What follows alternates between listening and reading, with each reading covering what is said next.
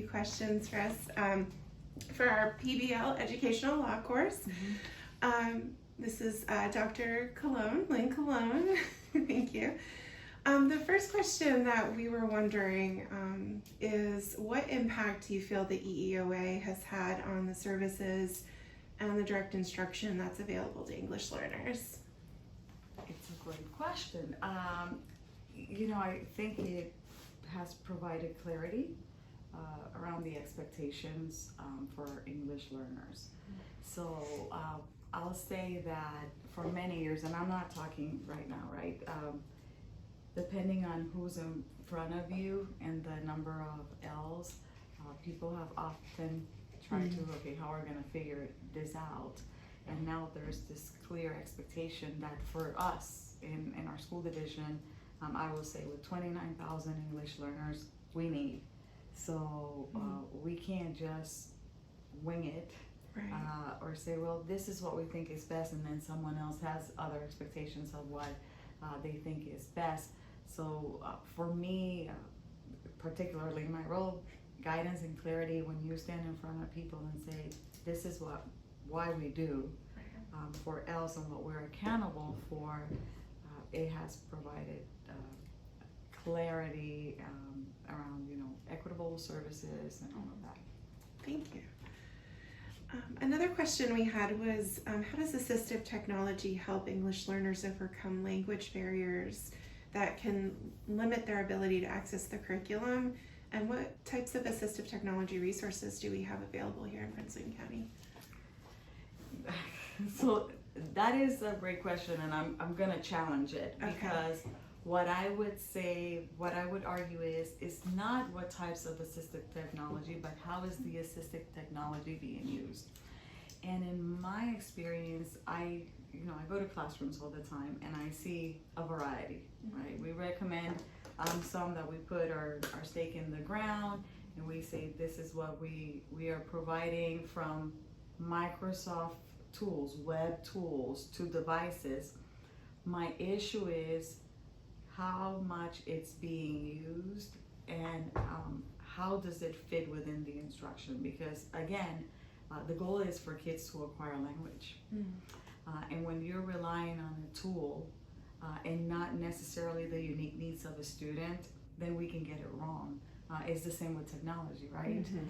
We've bought tons of devices for kids, but then when we came back, if we're still relying on the delivery of instruction through a device, then what's the role of the teacher? So we have a variety, and to be quite honest, because of how our school system works, we are site-based, right? There's the ones that I can speak of from the division perspective, but then you go to schools and you see that people have gotten a hold of other tools, but I don't know. I think the question is, how do you use it for instruction, and then the role of the teacher in using it so that it's not something that is off balance, Right. And kids are not getting language. And I mean, in your role, serving students with special needs, what is the role of people who have even more knowledge about assistive technology in the conversation? So who is driving the decision making? Is it the teacher? Is it the ESOL teacher? Is it the ITC? Is it the special education teacher? And then how are we using it from grade to grade? So regardless of what is it that we choose, is there a continuum? Because these are things that kids are relearning if we are not consistent or have the coherence that our strategic plan looks for. So I don't know. I would look at the question that way. So it's not the tool that drives how a student acquires language, it's how you plan for it and find the balance between the adult that's using the tool and what the outcome should be. Right. I hope that makes sense. Yeah, absolutely, absolutely. What are some current sheltered instructional techniques and or resources that Prince William County uses often that would help to improve the accessibility for English learners and to the curriculum? And it's a great question because as part of our strategic plan, we have engaged in a lot of training around the 7 steps. Right. And our goal is that we don't become a school division where you have to have a program to know how, operate within a sheltered environment, instruction environment. Years ago, we had used the PSYOP model, and then people would ask, are we a PSYOP division? Are we a PSYOP division? And so we've pivoted to talk more about strategies. This whole idea of kids talking and the learning noise within the classroom, how we're grouping kids, how we're training the gen ed teacher and the co-teacher. We've talked a lot about co-taught environments, and then what happens once the ESOL teacher leaves, so that kids are not left without, and how to create an experience within the instructional day so that no matter if the ESOL teacher is there or not, the gen ed teacher is equipped to provide those services. So we have the 45 hours in Prince William County, and that helps because teachers have to be engaged in what are best practices for English learners. Keeps them up to date with everything. And also, from resources to, again, I was talking about the technology, we have Lexia, which people ask, okay, why are we using this in, gen ed teachers versus other software that we have? Well, it's because this is the software that gives us enough information as it relates to access, and read. Also, the parents, how we're grouping kids. Another thing that we focus on for shelter instruction is the table, and I call it the magic table. When the kids are there with you in small group, what is it that we're doing, and what is the driver? We've talked about the science of reading, and that's something that we're discussing a lot, and the difference between guided reading and ELD, and then how that carries into your shelter instruction environment, but really honing on best practices and something that no matter the grouping you have, all kids can benefit from that. And the planning. So you can't achieve that without having a variety of specialists at the table. That's number one. How we are choosing the resources. So we're helping teachers around that. Right now we have a cohort of principals, leaders of English learners, and specifically for that, so that when they go to classrooms to observe ELD and SI, their eye is trained to make a distinction and say, oh, this is ELD, oh, this is SI, and then see those practices live in the classroom. But most importantly, the talking, and not just turn and talk, but having kids construct big ideas, having kids learn how to speak in complete sentences, empowering kids to ask for follow-up questions when they don't understand. And it's funny because I was telling someone, we went to a restaurant, very expensive or fancy food, and when they were telling us the menu, I was just like, what is this? Now the people that were with us, they had been there before, so I said, well, I want to eat food that I can't cook, or I know I'm not gonna get. And so I was asking the waiter, and I used this analogy recently with my staff as a teachable moment. I said, okay, so what is that? Because it sounded like fish when he was describing it, but I wasn't sure. And so then I said, is this like salmon? Is it like red snapper, these are fish that I'm familiar with and that I know I like. Right. And he said, no, it's like halibut. Have you had halibut?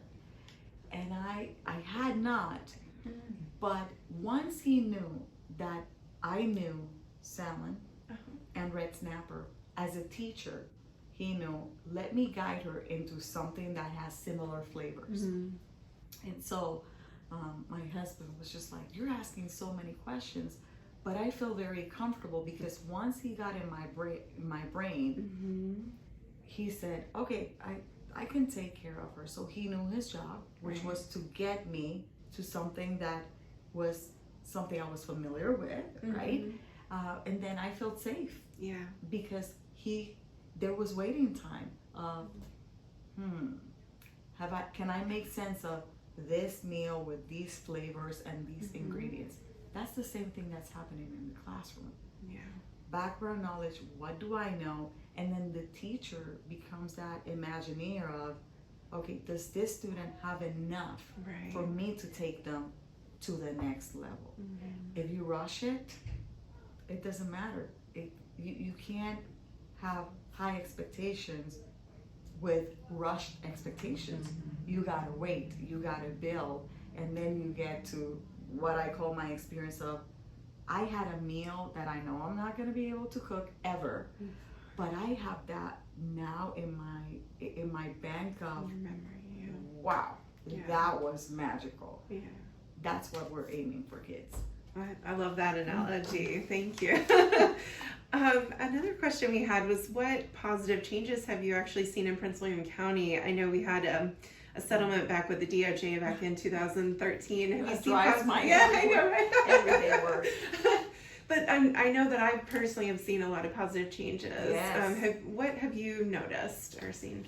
Well, you would be excited to know, like, this is my organizational chart of all of the areas that I oversee. Yeah. And one of the positive changes is the reorganization of the department. So prior to that, I was only overseeing English learners. And now we have added, as a result of findings and good work, other areas that we believe we can do similar work in regards to, accountability and sustainability, but also bring other kids into the conversation. So we talked a lot about students, dually identified students.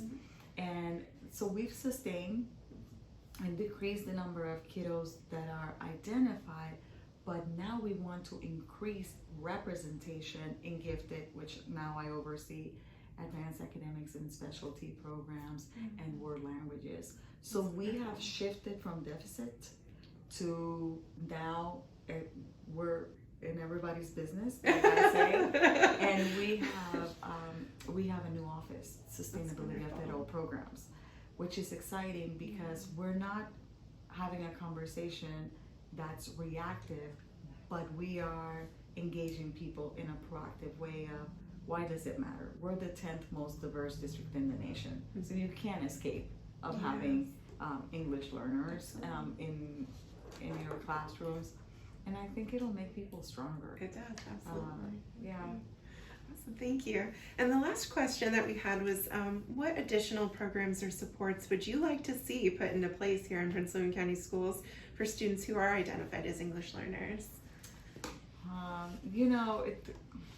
And we're embarking in that, the dual language programs. We're gonna open 6 as a result of the strategic plan.